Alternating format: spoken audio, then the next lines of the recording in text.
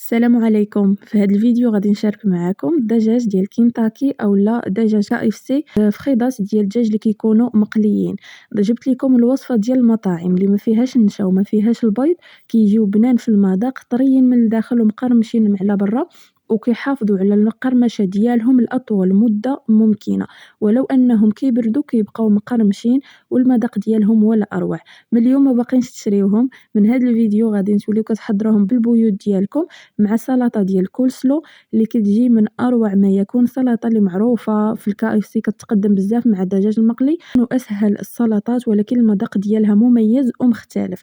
فطولت عليكم في المقدمه، ما تنساوش تفاعلوا مع الفيديو، تلايكيو الفيديو، تشتركوا في القناه وتفعلوا الجرس باش يبقى يوصلكم كل جديد، وتخليوا لي اقتراحاتكم ورايكم في التعليقات. وفرجه ممتعه. فنبداو على بركة الله. كيف ديما في ذكر المكونات مع طريقة التحضير. غادي نحتاج هنا في واحد الاناء اللي كيكون شويه كبير، غادي نضيف فيه القياس تقريبا ديال 3 ديال الكيسان ديال العنبه اللي كيكونوا عامرين ديال الماء. غنضيف معاه 5 ديال المعالق ديال الخل. انا استعملت هنا الخل اللي بالحامض، ما عندكمش الخل بالحامض غادي نستعملوا 2 ديال المعالق كبار ديال الخل وثلاثه اللي يكونوا ديال العصير ديال الحامض. غادي نضيف معاه كذلك معلقه كبيره تكون عامره ديال الصلصه ديال الصوجه، وغنضيف معاهم معلقه اللي تكون كبيره حتى هي عامره ديال الصلصه الحاره. الصلصه الحاره هنايا ولو تبان لكم ان الكميه ديالها كبيره، ولكن راه ما كيجي الدجاج حار بزاف، فقط كتبنن لينا اولا كتعطينا واحد المذاق اللي كيكون زوين في الدجاج. وبحكم اننا غادي نضيفوا عليهم واحد القياس ديال الماء راه ما كتكونش مجهده. من بعد غنضيف معاهم معلقه صغيره ديال الثومه بودره ومعلقه صغيره ديال البصل البودره. ما متوفرينش الثوم بودره والبصل البودره غادي نستعملوا حبه ديال البصل اللي كتكون محكوكه هي والماء ديالها، وغادي نستعملوا 2 ديال الفصوص ديال الثوم اولا 3. والثومه راه الا بغيتو تكثروا راه كيبقى على حسب الذوق ديالكم، باش كيجيو هاد الفخيضات ديال الدجاج منسمين والمذاق ديالهم زوين. ما كيجيش فقط غير الدجاج ومقلي صافي، بالعكس كيجي منكه ومنسم وبنين في المذاق. من بعد غادي ناخد هنا فخيضات ديال الدجاج اللي كيكونوا مكونجلين من قبل، عاد كنطلقوهم باش كيترقدوا في هاد المنقوع ديال الماء وهاد المكونات اللي ضفت عليه، اولا كتكونوا غاسلينهم ليله قبل كتخليوهم مرقدين في الثلاجه في الحامض مع الخل وسكنجبير باش ما كيجيوش زفرين من الداخل. المهم الدجاج بعدا راه خاص ضروري يكون مغسول مزيان باش ما كتطلقش لكم الريحه ديال الزفوره، اولا كيف قلت لكم كيكونوا من قبل في المجمد وكتطلقوهم الوقيته اللي غادي تبغيو تستعملوهم حتى كيطلقوا. عاد كديروهم في هاد السائل هذا اللي فيه هاد المكونات. من بعد كنحطهم على جنب، كنضيف عليهم شويه ديال الملح وكنزيد عليهم واحد الكميه ديال الماء حيت خاص هاد السائل يكون مغطيهم، يعني يكونوا مرقدين مزيان. وكنخليهم حتى الوقيته اللي غادي نحتاجهم. كل ما ترقدوا اكبر مده ما كيكون مزيان وكيجيو فتيين ومنكهين مزيان.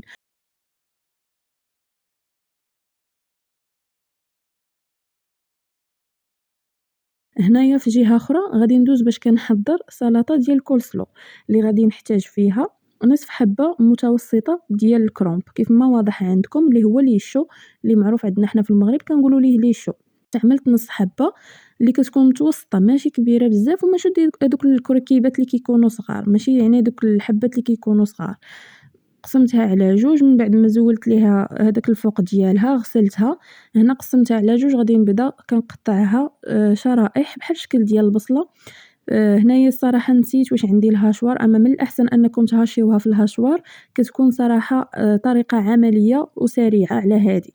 ما عندكمش الهاشوار راه غديروا بحال كي درت انا، قرطتها في القراده. غير المهم خاص تقرد يعني تكون رقيقه شويه من الاحسن باش كتكون سهله في الماكله.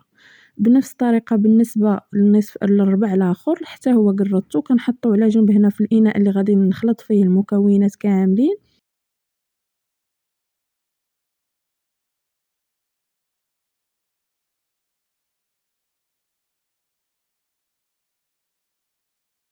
غادي نضيف عليها حتى هي شوية ديال الماء وشوية من الخل، القياس اللي بغيتو ديال الخل، باش كنغسلها. إلا كانت شي حاجة من الداخل وصافي كنغسلها في البلاصة، كنصفيها ما كنخليهاش مرقدة. من بعد هنايا ضفت عليها حبة ديال الجزر اللي كبيرة في الحجم ديالها، وكنحكها في الحكاكة الجهة اللي كتكون رقيقة، حتى الجزر اولا خيزو حتى هو خاص يكون محكوك رقيق. صافي هنا من بعد غادي ندوز باش كنحضّر الصوص اللي غادي نخلطهم بيهم، هادو هما جوج المكونات أولا جوج ديال الخضر اللي غادي نحتاج فيها، يمكن ليكم تضيفوا معاها نص حبة ديال البصل اللي كدوزوها حتى هي في الهاشوار أولا كتقطعوها قطع اللي تكون رقيقة مزيان. هي صراحة راه ساهلة وبسيطة في التحضير ديالها ولكن راه بنينة بزاف، كتحمّق ما باقيش غادي نتسخاو بها وغتوليو تعتمدوها وغتولي ديما حاضرة عندكم في الوقيتة اللي غتحضروا فيها السلطات. بالنسبة لاصوص غادي نحتاج تقريبًا بين 5 ديال المعالق كبار ديال الخل حتى ل6 على حسب نتوما الذوق ديالكم. حتى هي صراحة كيكون فيها الحامض، إلا بغيتو ديروا العصير ديال الحامض راه غادي ديروه تاني غتقسموا بين الخل وبين الحامض، غتستعملوا 2 ديال الخل و3 ديال العصير ديال الحامض أولا العكس، المهم كيبقى على حسب الاختيار ديالكم. غادي نضيف معاها علبة ديال الياغورت طبيعي بدون سكر، أنا استعملته هنا بدون سكر، بغيتو تستعملوه بالسكر راه غادي تستعملوه ماشي مشكل، وغنضيف معاها كذلك واحد القطيعة ديال المايونيز، أنا استعملت هنا الصغيرة. بالنسبة للقياس ديال المايونيز راه تقريبًا بين 3 ديال المعالق اللي كيكونوا كبار عامرين حتى ل4 على حسب نتوما واش كتبغيو المايونيز بزاف أولا لا. غادي نضيف معاها شوية ديال الملحة، شوية ديال البزار، وغنضيف 3 ديال المعالق كبار ديال السكر سنيدة أولا غادي نتعوضوهم بالعسل، 3 ديال المعالق كبار ديال العسل. صافي غادي نخلط المكونات غنضيف عليهم من بعد كاس إلا ربع ديال الحليب السائل، وغنبدا كنخلطهم على هاد الشكل كيف ما واضح عندكم، ومباشرة غادي نفرغهم على الكروم بوخيزو وجدت من قبل.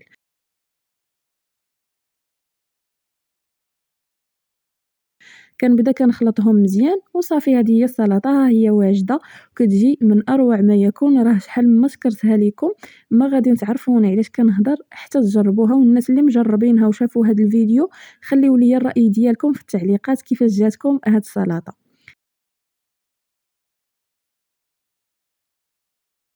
فدابا غادي ندوز هنايا باش غادي نحضّر الدقيق اللي غادي نفند فيه الفخيضات ملي نبغي نقليهم.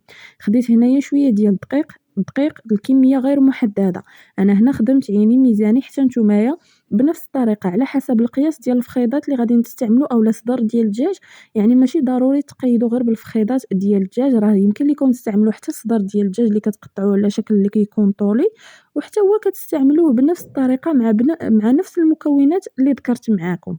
كنضيف عليه معلقة صغيرة ديال التومة بودرة، ومعلقة صغيرة ديال البصل البودرة، وغنضيف كذلك شوية ديال البزار اللي هو الفلفل الأسود، وشوية ديال الملحة ضروري، وغادي نضيف كذلك معلقة صغيرة ديال التحميرة أولا البابريكا.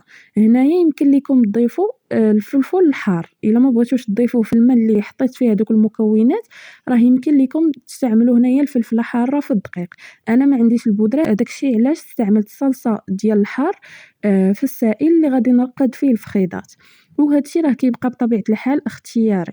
صافي كنخلط هاد الدقيق مع المكونات أولا مع التتبيلة اللي ضفت عليه وغادي نحطوه على جنب، ودزت هنا مباشرة غادي نبدا القليان حيت ما خليتهمش صراحة ترقدوا مدة طويلة بزاف، من الأحسن تكونوا ليلة قبل وجدتوا هداك السائل ديال الماء اللي ضفت عليه الصلصة ديال الصوجا والمكونات الآخرين كتخليوهم مرقدين ليلة كاملة في الثلاجة يكون أحسن، أولا على الأقل واحد 4 ديال السوايع أو أكثر. المهم كل ما ترقدوا في هذاك السائل يكون أحسن، كيجيو فتيين كتر وكيجيو طريين من الداخل ومنكهين ومنسمين مزيان. صافي هنايا خديت هنا المقلة اللي غادي نقلي فيها الدجاج، كنضيف فيها واحد القياس ديال الزيت على حسب اللي متوفر عندكم، غير هو ضروري تكون شوية الزيت زايدة، المهم راكم عارفين القليان كنخلي الزيت حتى كتسخن. بديت هنا كنهز الفخيضات من السائل، كنهز الفخذ الأول بحال هكذا كيف ما واضح عندكم من هذاك السائل، كنفندو في الدقيق وكنعاود نسوسو وكنعاود نغطسو في هذاك السائل المرة الثانية، ونعاود المرة أخرى كنفندو في الدقيق باش هكذا كيشد لينا القياس ديال الدقيق وكيجي مقرمش وكيجي هذاك الشكل اللي تعرفوا به الفخيضات اولا الدجاج المقلي ديال الكايفتي كما واضح عندكم. صافي مباشره غادي نحطهم في الزيت من بعد ما كتكون سخنات. هنا النار عندي فايته متوسطه بواحد شويه، ماشي مجهده اكثر من القياس وماشي تاني مهيله حيت الدجاج غادي ياخذ الوقت في الطياب، ولكن يعني النار ما تكونش مهيله بزاف باش ما كيجيوش كي غنقول لكم ما يتشربوش لكم الزيت بزاف اكثر من القياس. بنفس الطريقه حتى كملت الكميه كامله.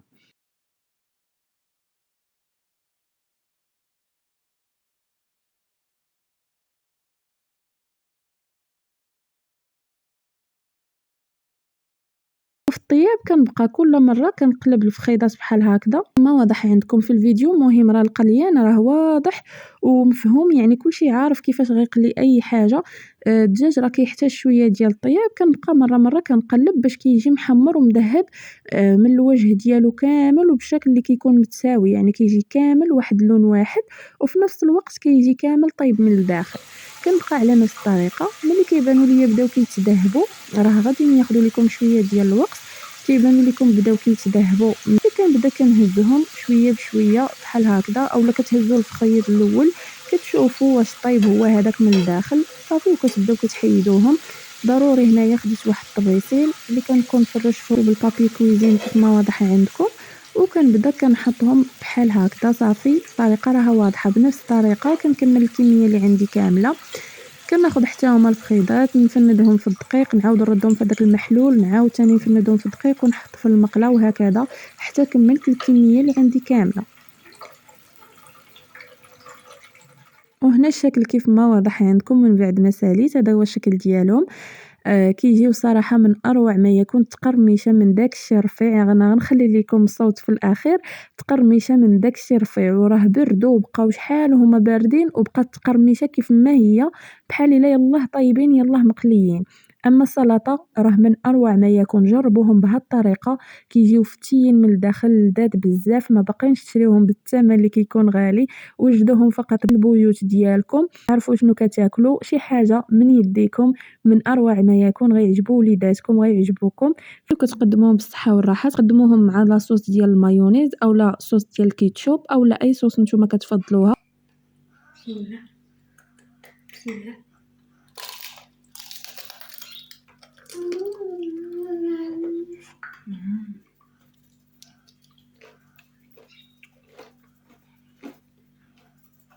بسم الله.